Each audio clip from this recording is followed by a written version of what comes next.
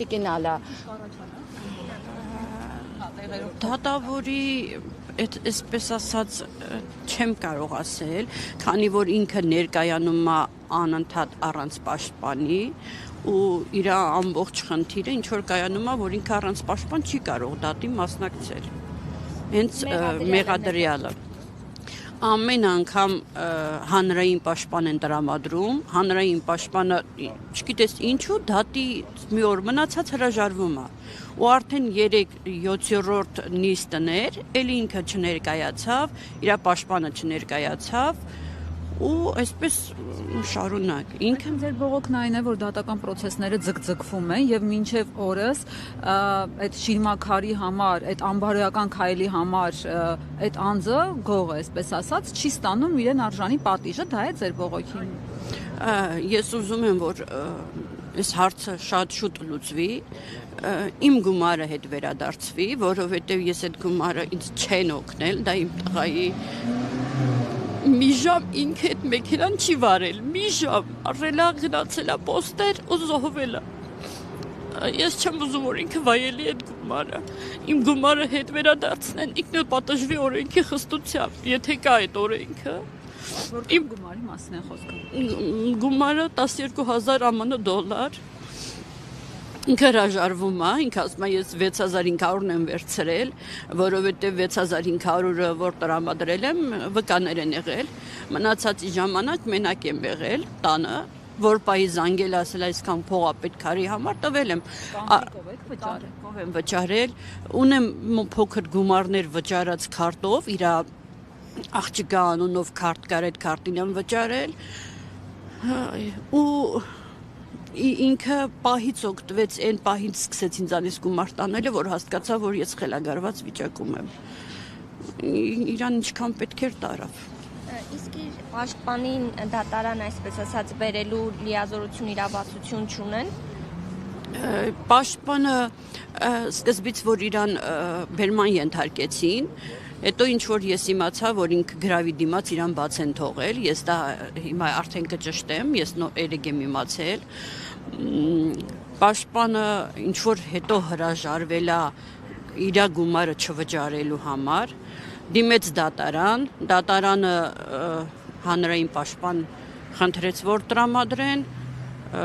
եկավ դատի օրը, նախ ինքը ներկայացավ էլի առանց պաշտպան, պատճառաբանելով, որ հուլիսի հետ խառնել է, շփոթվել է, դրա համար պաշտպանին չի հասցրել զանգի որ գան, հաջորդ նիստին եկավ առանց պաշտպան ասեց, պաշտպանը էլի հրաժարվել է, նորից հանրային պաշտպան տրամադրեցին, եկավ հաջորդ նիստին, էլի ինքը եկավ մենակ ասեց տեղյակ չեմ իմ պաշտպանից, դատարանից զանգեցին, պաշտպանն ասեց ես 10 օր առաջ իրան տեղեկացրել եմ, որ ես ձեր գործից հրաժարվում եմ։ Նորից ասեց հանրային պաշտպան կտրամադրեն, 3 նորից դատներ, ինքը չներկայացավ, հանրային պաշտպանը զանգեցին, ասեց ես չեմ հասցրել տեղեկացնեմ, որ չեմ գալիս։ Ու նորից դատը հետաձգեցին հունվարի 20, ու վստահ եմ, որ հունվարի 20-ին էլի ինչ-որ պաշտպանի խնդիր է լինելու, որովհետև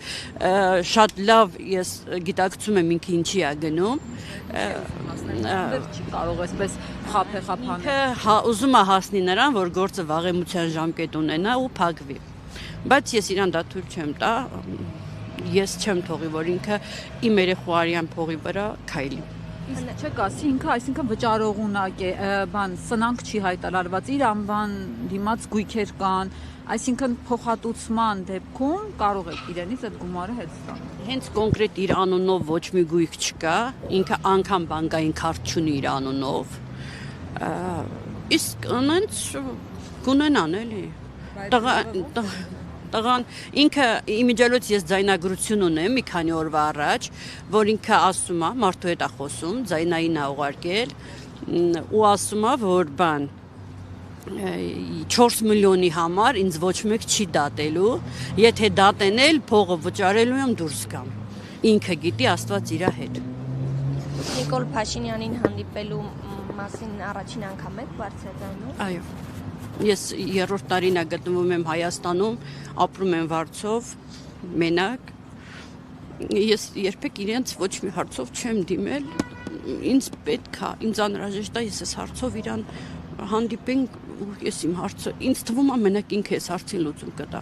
Ունեք որ կընդունի այսօր։ Հույս ունեմ, որ կընդունի, հույս ունեմ, որ իմ հարցին անհապաղ լուծում կտան, որովհետև այսօր $12,000 իմ նման մարդուն ամեն ինչ գործրած մարդու համար չափազանց շատ մեծ գումար է։ Այն դեպքում, երբ որ ես դա ոչ տոկոսով եմ տվել, ոչ պարտքով եմ տվել, ես տվել եմ իմ երեխեքի քարերը սարքելու համար։ Այսօր Փաշինյանը ստատուս էր գրել մեկ այլ տիպի խաբեության զոհ դառնալու հետ կապված, երբ որ մարդուն ինչ-որ ֆինանսական կեղծբուրգի մեջ են ներքաշել, խնդրում էր, հորդորում էր քաղաքացիներին զգոն լինել, չխաբվել եւ այլն։ Հիմա ձեր այս խնդրի դեպքում չեք կարծում, որ ամեն ինչ կավարտվի զուտ հերթական հնարավոր է մի ստատուսով, էլի, բայց ոչ էական գործողություններով։ Եթե Հայաստանում դեռ չի մահացել այն փաստը, որ զոհվածին կարելի է հարգել, չգիտեմ, կարող է եւ հերթական ստատուսով ավարտվի, բայց մեծ հույս ունեմ, որ տենց չի լինի, որ կգտնվեն իրանց մեջ խիղճ, իրանք կարող են այս հարցին լուծում տալ, որովհետեւ սա այն հարցն է, որ չգիտեմ, մարդիկ լսում են, փշակ հաղվում են։ Այսօր դուք նստացույց հրաժարվել եք, այսինքն այդ մտքից ամեն դեպքում, չէ՞ Տիկին Ալլա։ Տիկին Ռուզաննայի հորդորելով ես չեմ անի նստացույց, բայց եթե իմ հարցին լուծում չտրվի նորից հունվարի 20-ին դա հետաձգվի, այդ ժամանակ արդեն նստացույց կանեմ։ Տեսեք, ամբողջ խնդիրը նրանում է, որ դարձրել են մի երկիր, որտեղ մի գրառման համար կարող է մի ամբողջ ԱԱԾ գունդ մտնել մարդու տուն, այդ մարդուն պարկացնել իրանց սիրելի ասֆալտին ու տանել խայտարակ ձևով, կամ մի խոսք ասելու համար, բայց մի ամբողջ շորթում կատարած այս երկու տղաներին կորցրած ընտանիքից այդ արդարադատությունը չի կարողանում, ինչպես է չեն կարողանում մտնեն, այդպես ձեռքերը բերման ենթարկեն դատարան։ Երբ որ մի լրագրողի մի հարց է լինում, միանգամից ասում են դուք չեք եկել, բերման ենք ենթարկում, կամ մի ընդդիմադիր գործիչ միանգամից բերման ենթարկելու ձևերը գիտեն։ Հիմա եկել ենք ասենք բերման ենթարկեք, թող գա պատասխան տա։ Եթե դուք դա էլ չեք կարող, Տիկին Ալան մենակ չի լինելու այստեղ նստացույցի արդեն։ Ակնհայտ է, որ սա առաջին ատյանը չէ, առաջին մարմինը չէ կառավարության շենքը, որի առջև դուք կանգնել եք եւ արդարադատություն եք պահանջում։ Կասեք, այս ընթացքում ինչ պաշտոնյաների եք դիմել, թեկուզ գրավոր կամ բանավոր, ում եք դիմել ու ինչ պատասխաններ եք ստացել, ու մի քիչ կառաջանաք, որ խնդրենք։ Դիմել եմ արդարադատության նախարարին, պատասխանը ստացել եմ, որ դա մեր գործառույթների մեջ չի մտնում։ Դիմեք դատախազություն չեմ դիմել, մի պարզ պատճառով դատախազությունը կասեր դիմեք դատարան, այսենց դիմեք ու մինչև վերջ դիմեք։ Իսկ Արմանը, Նահապետյան Արմանը, որ խաբեությամբ այդ գումարը տարել է, իր համար ման է գալիս, անգամ եռաբլուր է գնում առանց ամաչելու ու ազատ բան է գալիս։ Ես ոչ մի կառույց չեմ ուզում դիմեմ, ես այսօր ուզում եմ հանդիպում դատախազի ու Նիկոլ Փաշինյանի հետ։ Տեղյակ եք, իսկ դուք կներես Փայլակ ջան, իսկ դուք տեղյակ եք այդ Արման Նահապետյանից դուք միակ տուժողն եք, թե ինքը էլի է մարդկանց նման ձևով խաբյանի վրա այս պահին կա մի քանի քրեական գործ, գողություն, խոշոր չափի, խաբեություն։ Ես տեղյակ եմ, որ ինքը զինվորի զոհվածի ծնողի է խաբել, ուղղակի ինչ պատճառներով է ծնողը վախենում է խոսի, չեմ էլ կարող անուն տար։ Գերեզմանակար չի, ընդհանուր այդ զինվորի հետ կապված գումարների բաների հարցով ես չեմ ուզում այդ դա իմ հարցը չի։ Ընդհանրապես ինչ մասնագետ է, ինչ է աշխատում։ Ոչ մի բանացու է, ինքը 20 թվից Արայիկ Հարությունյանի, չգիտեմ ասեմ ինչներ, իր բառերով ասում էր Արայիկ Հարությունյանից դաստեքով փողի վերցնում, մի քանի զոհվածի ծնողի բերանեի փակում, որ չգնան Արայիկի գլուխը ջարդեն։ Արցախի նախագահան։ Ինքը այտենց սրբապիղծ, փողի մեռած, իր համար կապ չունի ինքը ինչ փողով է իր ընտանիքը պահում, կարևորը պահում է։ Հիմա Փաշինյանից ու Վարդապետյանից ձեր պահանջը ո՞րն է։ Հիմա Փաշինյանից ու Վարդապետյանից պահանջում եմ այս գործին աչալուրջ լինել, հունվարի 20-ին նորից դատ ունեմ, որպեսզի այդ դատը վերջինը լինի։ Ես չեմ կարող ամբողջ օրը գնալ դատարան, 5 րոպե հետո հետ գալ, դատը հետա ձգվում է։ Դատը փաստացի ես դատավորից, որ այսպիսին բողոք չեմ կարծում թե ունեմ, որովհետև դատավոր անընդհատ ուզում է որ դատը վերջացվի, բայց իրա փաստաբանների հետ չգիտեմ ինչ է կատարվում։ Հանրային փաստաբանների հետ չեմ պատկերացնում ինչ է կատարվում, որ ոչ մեկ սա հրաժարվում են, սենց բան լինում է։ Երևի ինքն է ասում։ Նախ ձայնագրությունը, որ ասեցիք, դա ինչ ճանապարհով եք ձեռք բերել, ոնց եք ձայնագրել։ Ինքը ես այդ մարդու անունը չտամ, հա, զանգել է իրան, խնդրել է, որ խոսացել է, ասել է խնդրում իրան իր հետ խոսացեք, ասեք դատարանից բողոքը հետ վերադարձնի, նոտարով գնամ գրեմ, ամիսը $1000 իրան փող տամ։ Ինքն էլ չունի համապատասխան գույք, որ նոտարը հետո կարենա բռնագանձել տա։ Դե ես էլ եմ դա շատ լավ հասկանում իր քայլը, ասել եմ ոչ։ Ու ինքը պատասխանել է Աստված իր հետ, 4 միլիոնի խաթր ինձ ոչ մեկ չի դատելու, եթե դատեն էլ գրավեն վճարելու դուրս կամ, ինքը իր փողից ընկնելու է։ Ձայնագրությունն ունեմ, ոչ, ձայնագրությունը ես 3 եմ ձեռք բերել, իմ փաստաբանին կտրամադրեմ։ Չի քննարկվի, քանի որ եթե չի արդեն ասվել, հա։ Ձայնագրությունը ես ուղղակի կմիացնեմ, դատավորը կլսի այդ ձայնագրությունը։ Բան կլինի, բայց ոչ իրավականապած։ Ես չեմ էլ ուզում այդ ում ինքը զանգել է, խառնեմ այս պատմություններին եւ այլն։ Ձեր երաբլուրում են ուղարկավորված։ Ես սկզբից որոշեցի, որ սպիտակ մարմար եմ ուզում։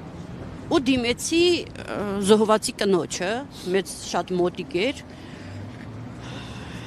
ինքը բերեց ծանոթացրեց դրա հետ։ Ու ինքն ասեց, որ ճիշտ որոշում է, որովհետև եռաբլուրի քարերը շատ անորակ են, պետությունը ինչքան անորակ քար կա տանում է եռաբլուր, ու շատ ահավոր բաներ եռաբլուրի մասին, որ ոչ մի զոհված զինվոր իր քարի տակ չի, տրակտորը քշերը գցեցին սաղ հողին հավասարցրին, միած sense ահավոր պատմություններ, որ չեմ ուզում, ես դա հիմա խոսում եմ, դողում եմ։ Ու միջոցով եք ծանոթացել այդ մարդու հետ, որ այդ $12000 տվել եք։ Զոհվածի վիճակում հայտնվել։ Ոչ, այդ կինը Զոհված Հովանեսյան Երևանդի կինն է, Թամարան, այլի Արցախից։ Ես հետո իրան դիմել եմ, որ ինքը ինձ խաբել է, սենց, ինքն ասել է իմ հարցում ինքը անկեղծ է եղել, եթե ձեզ խաբել է, դա ձեր խնդիրն է։ Նիկոլ Փաշինյանի մոտ ընդունելության բարձրանալու համար ինչ եղանակ եք ընտրել, դիմում պիտի գրեք, թե սպասելու եք մարդ դուրս գա ձեր հարցը ներկայացնեք։ Ինչ եղանակ որ կտանի իր մոտ, այդ եղանակները ես կօգտագործեմ։ Դիմում կլինի, սպասեմ մարդ դուրս կգա, ես արդեն իրանք տեղեկացել են, ստեղ արդեն մոտիկացել են ինձ, մի քիչ առաջ մարդու իրավունքի հետ եմ խոսացել, իրանք ինձ զանգեցին, ինչ տարբերակ լինի։ Ես պահանջում եմ, խնդրում եմ, չգիտեմ, իր հետ հանդիպում, իր ու դատախազի, Նիկոլ Փաշինյանի ու դատախազի հետ հանդիպում։ Լրատվամիջոցներ հիմա այստեղ կենտրոնի բաժնից մարդ է եկել, Տիկին Ալայի հետ կմոտենանք իրեն, հաղորդում պետք է նաև ներկայացնեք, իրենք այդպես են ուզում, որ հաղորդում ներկայացվի հանցագործության մասին։ Խոստացել են իրավական աջակցություն նաև ցույց տալ, իսկ այդտեղից կշարժվենք, նամակ կգրենք հանդիպման մասին ընդունարանում եւ կշարժվենք դատախազություն։ Եթե այս պահին դատական գործ կա, քննվում է հանցագործության մասին հաղորդում Հաղորդական հայցով է դիմել, կխնդրեմ մոտեցեք, հա, եթե Այո։ Քանի որ դատարանում արդեն իսկ գործ կա, քննվում է, ուզում ենք հասկանալ ինչի համար է հանցագործության մասին հաղորդում ներկայացվելու այս պահին։ Մերի ջան, ճիշտն ասած, ես մանրամասն դեռ ծանոթ չեմ։ Միգուցե Տիկին Ալան քաղաքայցով է դիմել։ Դրա համար մենք հիմա ուզում ենք հասկանանք իրավական աջակցության ինչ խնդիր ունենք։ Եթե հաղորդում ներկայացված չի, հաղորդում կներկայացվի եւ մեր կողմից հնարավորինս աջակցությունը կցուցաբերվի։ Զուտ դա։ Հեսա Տիկին Ալան վերջացրի մենք քրեական դատարանում է, ոչ թե Ես քաղաքացիական։ այդ եմ ասում, ես մանրամասն քանի որ տեղեկացված չեմ, սպասում ենք որ Տիկին Ալայի հետ մանրամասները հստակեցնենք, այլ խնդիր դեռևս չունենք։ Նկատի ունեք նաև այն, որ չեն կարողանում պաշտպան չի ներկայանում դատական նիստերին այդ առումով հանցագործության մասին հաղորդում։ Եվ հենց այդ առումով ես Չգիտեմ պատճառն ինչա, որ ոչ մի երրորդ հանրային պաշտպանն է փոխվում իրան պաշտպանել։ Այսինքն հանցագործության մասին հաղորդումը դրա մասին է լինելու։ Այո, Հիմա մոտենում եք եւ փաստորեն նամակ գրենք, հա։ հրատապ հանդիպում պահանջով, ապա կշարժվենք դատախազություն։ Քանի որ արդարադատության նախարարը Տիկին Ալային ասել է, որ դա իր